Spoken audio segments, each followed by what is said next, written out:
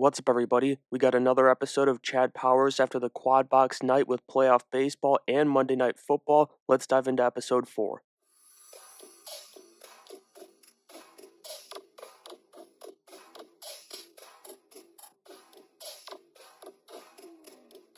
This episode started off like the others, and this style of comedy is just so flat to me. It's like the thought process in creating this show, or at least the comedic side of things, was just to be as strange as possible, hoping that was enough. From the bus interactions to the coach's speech, which, to be fair, was the funniest part of it all, to the trip to Spirit Halloween. I'm shifting into copium mode now, and all of this is because Michael Waldron was too busy cooking on Doomsday and Secret Wars to make this show any good. But I will say, comedy aside, this week's episode had a decent premise. Putting the Chad identity in jeopardy felt inevitable, of course, now that he's QB1. It's interesting, though. Russ takes the makeup off, of course, for this adventure, and although he doesn't get recognized by anybody in the store or the Dogman Tennessee fan or even his teammates in the hotel, those teammates who love Chad still give him shit. Then we get to the actual hunt to save Chad, and this started good, but well, let's just start with the good. The Spirit Halloween bit was great, with that being the only place open, it was hilarious, and while there wasn't,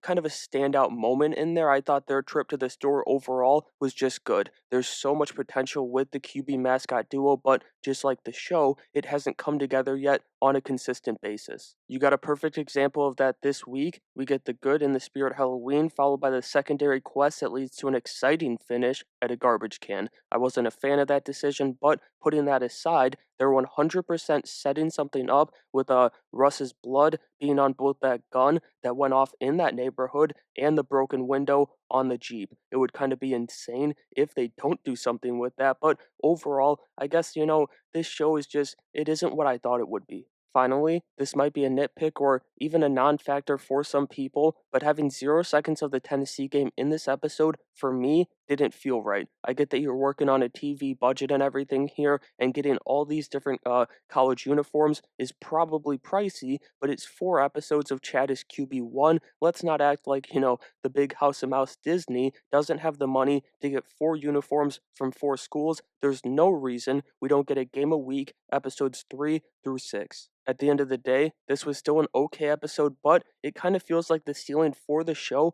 at the same time. The comedy continued its inconsistency this week, with most either having poor delivery or just straight up being a bad bit. It's funny how that happens when Steve Zahn has less than like 60 seconds of screen time. He should be step in step with Glenn Powell for screen time. And so that's going to do it for my review of Chad Powers episode 4. I've still got some hope for the final 2 episodes. There's too much potential not to, but let me know what you thought of episode 4 down in the comments below, and make sure you have a great day.